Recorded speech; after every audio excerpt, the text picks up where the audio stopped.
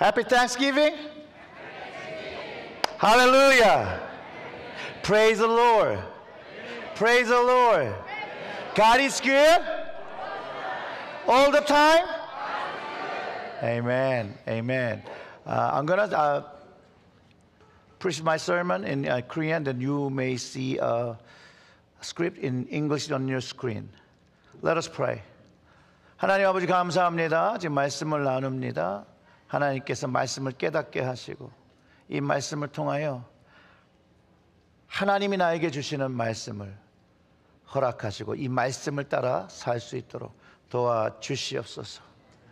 Lord, help us to understand your word from your mouth, which transform my heart and my life. Let your word consecrate my whole body and spirit. We pray in Jesus' name. Amen. 사랑하는 성도 여러분, 오늘 우리는 추수감사절을 맞이해서 하나님께서 우리에게 베푸신 그 인자하심, 그 사랑을 묵상하고 주님의 영원한 은혜를 상고하려고 합니다. 왜 이렇게 춤을 추라고 이렇게 라이트가 사이키처럼 반짝거리나요? 오늘 말씀이 시편 136편인데요. 매 구절마다 그 인자하심이 영원함이로다라는 후렴구로 끝나는 아주 특별한 찬양시입니다. 이 136편에서 총 26번을 반복하는데 저는 그 이유가 가장 중요한 진리를 강조하는 것이라는 거예요. 성경에서 한 본문 안에서 2번 이상 반복되는 구절이나 단어는 실제로 중요한 의미가 담겼기 때문에 그게 반복하면서 강조하고 있다는 것이에요. 그런데 이 시편 136편에서는 26번을 반복하고 있으니 이것은 단순한 지식을 가르쳐주는 것을 넘어서 정말 하나님께서 우리에게 가르쳐주시는 영적인 진리를 가르쳐주신다는 것이에요. 그리고 이 영적 진리는 하나님의 인자하심이 영원하다는 거예요. His love endures forever. 하나님의 인자하심이 영원한, 그 절대로 변하지 않는, 영원히 지속되는 것이라고 가르쳐주고 있다는 거예요. 아멘. 자, 시편 136편 1절과 2절에 읽어보면 이렇게 얘기합니다. 여호와께 감사하라. 그는 선하시며 그의 인자하심이 영원하므이로다. 신들 중에 뛰어난 하나님께 감사하라. 그 인자하심이 영원함이로다. 아멘. 우리 다시 한번 같이 읽어볼까요? 1절부터 2절 다 같이 읽어보겠습니다. 여호와께 감사하라. 그는 선하시며 그의 인자하심이 영원함이로다. 신들 중에 뛰어난 하나님께 감사하라. 그 인자하심이 영원함이로다. 아멘. 이 시편은요, 이스라엘 백성의 구원의 역사를 전체적으로 다 기록하고 있어요.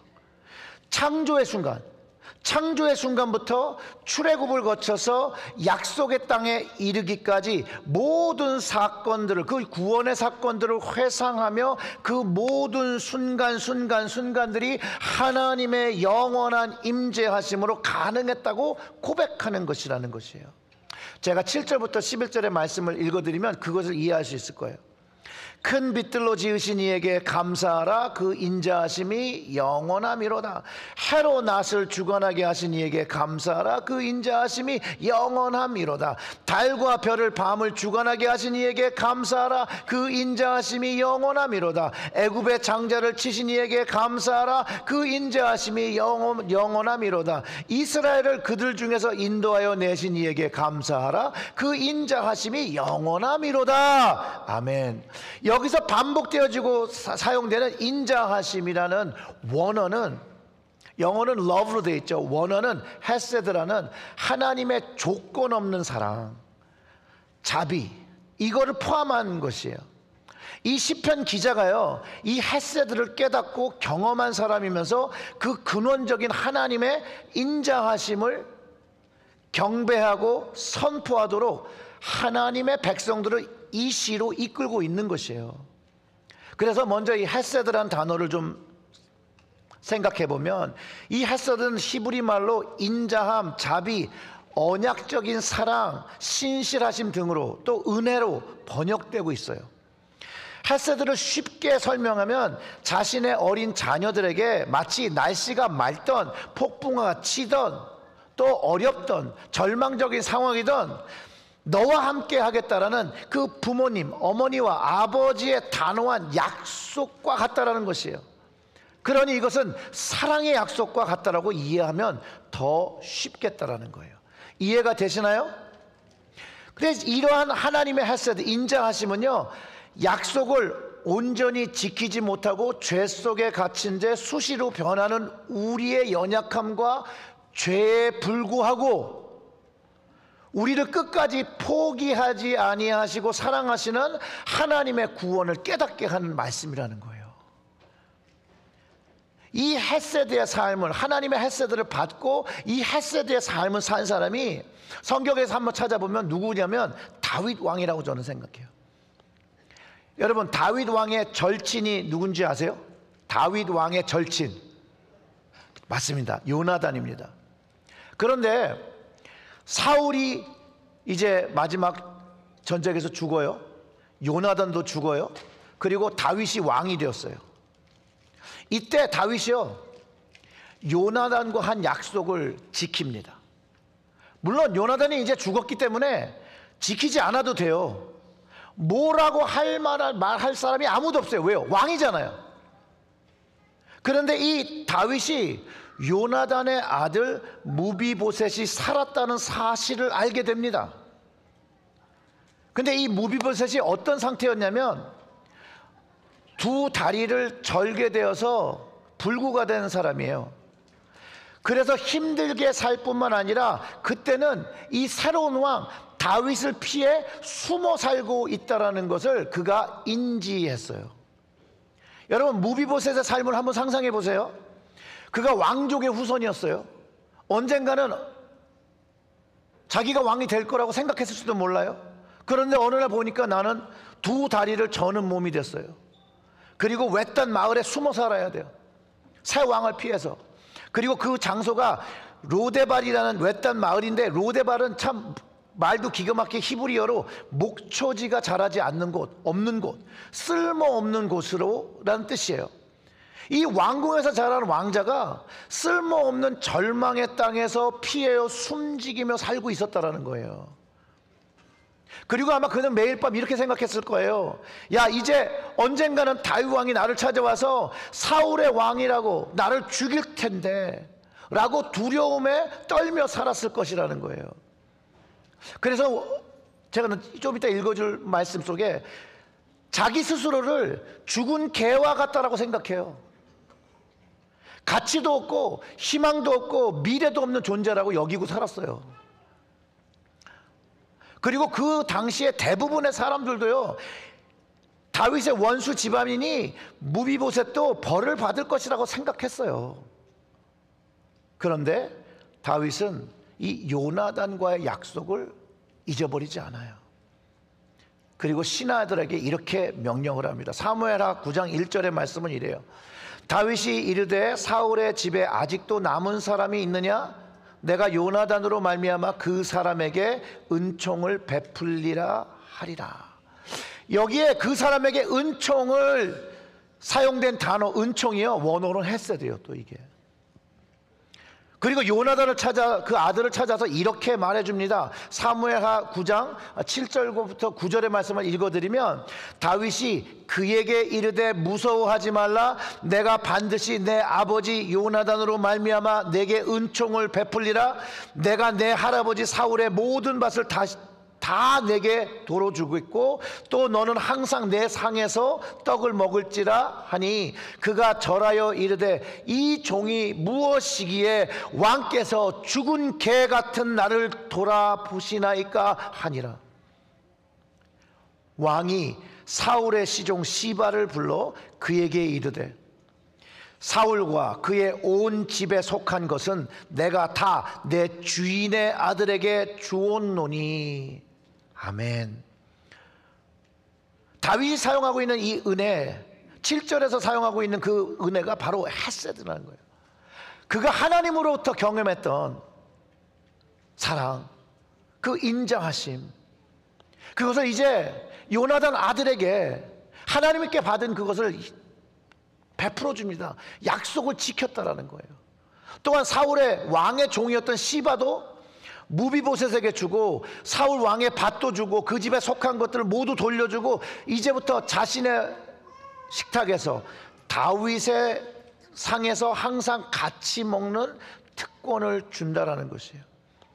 즉 자기 아들같이, 왕자같이 대우를 해준 거예요. 이 만남을 갖기 전까지 무비보셋은 자신을 죽은 개와 같다고 생각하고 살았어요. 얼마나 어려운 삶이며 절망된 삶을 살고 있을 때 다윗의 은총을 경험했습니다. 이 무비보셋이 경험한 인자하심이 바로 우리가 경험하는 하나님의 인자하심이라는 거예요. 여러분 동의가 되십니까? 저는 너무나 동의가 됩니다. 제가 어렸을 때 방황하고 바닥 같은 인생을 살고 절망하던 시절에 아무것도 아니었어요. 살아갈 이유도 목적도 모를 때, 정말로 무비보셋이 자기 스스로를 고백하는 것처럼 죽은 개 같은 인생이었는데, 그때 주님께서 나를 찾아오셨습니다. 그리고 주님은 그 은혜, 헤세드, 그 영원하신 사랑을 경험하게 해주셨다는 거예요. 저는 그 주님의 십자가를 경험함으로 그분의 하나님의 인자하심이 무엇인지 깨달았고 경험할 수 있었습니다. 저와 같이 예수 그리스도의 십자가 은혜를 경험한 여러분들도 경험한 인자하심, 그 은혜라는 것이에요. 오늘 우리가 하나님께 감사해야 할 가장 근본적인 이유는 바로 그분의 하나님의 헤셋, 그 인자하심, 그 은혜, 그 사랑 때문이라는 거예요. 이 하나님의 인자하심은 세상의 사랑처럼 조건적이나 한시적인 거나 제한적인 것이 아니라 영원히 변치 않는 사랑이라는 것이에요. 우리는 하나님 앞에 늘 변하는 사랑을 드리는데, 하나님은 말씀을 통해서 약속해 주셨습니다. 하나님의 사랑은 변치 않는다는 것이에요. 아멘. 이 영원한 은혜, 영원한 사랑, 영원한 인자하심이 주어졌다는 사실을 내가 가슴속으로 체험할 때 우리의 삶이요 근본적인 변화를 경험하게 되는데, 보통 우리는 이 변화를 거듭남의 체험이라고 말해요. Born again, New life in Christ Jesus라고 그렇게 고백하는 거예요. 여러분 베드로 아시죠? 베드로 어부였잖아요. 어부. 예수님을 만나며 예수님을 쫓아다니며 예수님께 배우고 3년 동안 같이 먹고 자고 했는데, 예수님이 잡혀가고 자기의 생명이 두려워지니까 예수님을 몇 번 부인했죠? 3번이나. 그것도 예수님이 잡혀가서 이제 죽을 수밖에 없는, 그래서 거기서 보인 그가 보이는 행동은요 배신이에요. 배신. 한 번도 아니고 3번. 어떻게 보면 용서받기 어려운 것이죠. 스스로도 용서받기 어렵다라고 생각했을 거예요. 그런데 부활하신 예수님, 그 부활하신 예수님이 이 배신한 베드로를 찾아오세요. 예수님이 찾아와서 이렇게 말씀하세요. 내가 나를 사랑하느냐? 내가 나를 사랑하느냐? 내가 나를 사랑하느냐? 물으시면서 책망 대신에 변함없는 아버지의 헤셋, 그 인자하신 사랑으로 베드로에게 용서와 회복의 기회를 주셨다는 거예요. 이 영원하신 인자하심을 경험한 후에 베드로는요 순종해요. 주님이 말씀하신 대로 성령의 권능을 받기 위해서 기도해요. 그리고 성령의 권능을 받아요. 그리고 초대교회를 이끌어가는 담대한 지도자가 됩니다. 이때부터 주님을 위하여, 하나님을 위하여 생명을 바쳐서 섬기는 충성된 종이 되어요. 그런데 우리 역시 베드로가 경험한 이 인자하신 사랑을 받은 사람들이기 때문에 오늘 여기에 모여서 감사의 예배를 드리는 것이라는 거예요. 아멘. 여러분, 이 하나님의 영원한 인자하심, 이 헤세드, 그 은혜는요, 역사 속에도 많은 사람들에게 경험되었고, 많은 사람들을 변화시켰고, 많은 사람들을 그 변화를 통하여 세상을 향한 하나님의 헤세드를 증거하는 증거가 되었다는 거예요. 혹시 여러분 평화의 기도 아십니까? 그 아시시 성의 성 프란치스코 평화의 기도라는 것으로 유명하죠. 이 성 프란치스코는요, 이탈리아의 부유한 상인의 집에서 태어나요. 이런 데서 태어나서 아버지가 부자니까 어떻게 하겠어요? 아버지가 부자면 어떻게 하겠어요, 여러분? 좋아요? 할렐루야. 좋은데 너무 좋은 거야. 그래서 아버지 걸로 이것도 사고 저것도 사고 저것도 먹고 이것도 먹고, 젊은 시절에 할 수 있는 사치를 다 해요. 아주 방탕한 삶을 보내요. 겉으로는 화려해요. 어디만 가도 사람들이 막 환영해요. 겉으로는 화려한데 그가요, 삶의 진정한 의미를 찾지 못해요. 그래서 방황해요. 그 방황할 때 누구를 만나냐? 누구를 만났을까요, 여러분? 예수님. 방황할 때 그에게 예수님이 찾아오세요. 그리고 주님의 은혜를 그가 깊이 경험해요. 즉 주님의 은혜, 주님의 헤세드, 영원하신 인자하심을 경험하고 자신의 삶의 의미를 다시 찾아요.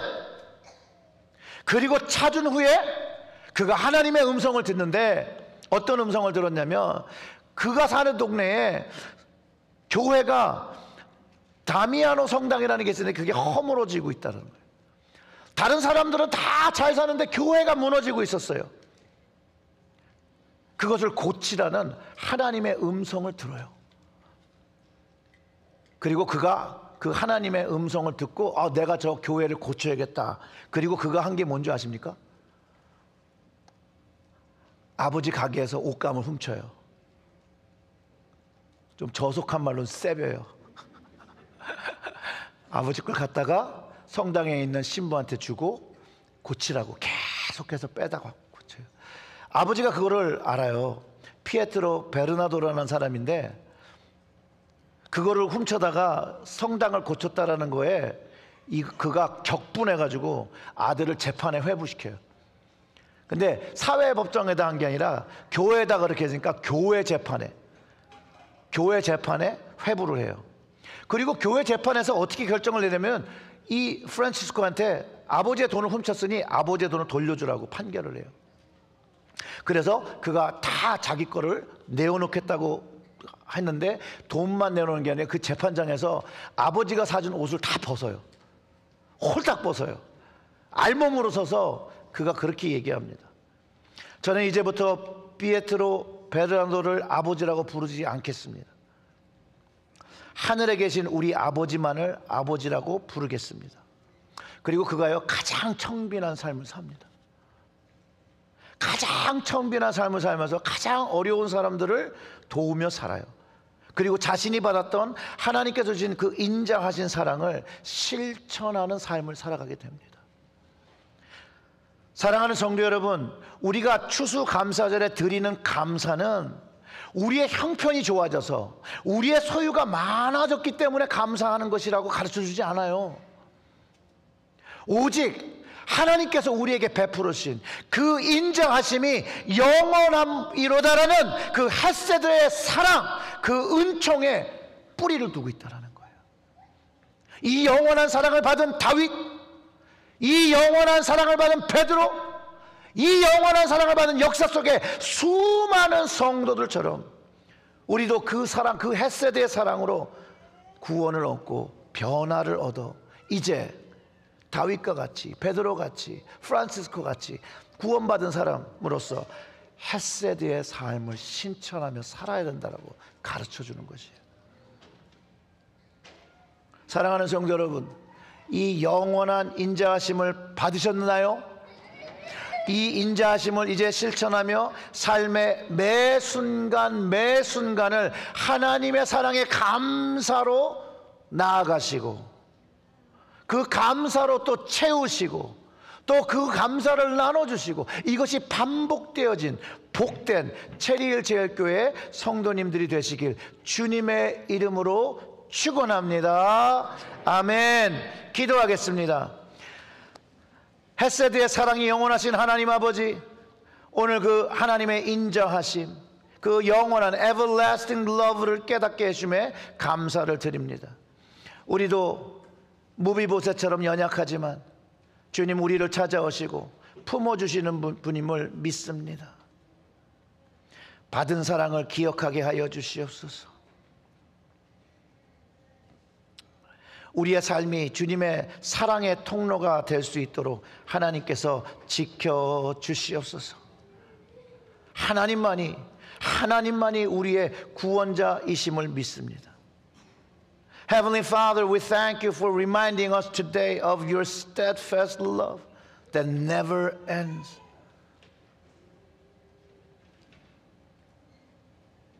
Like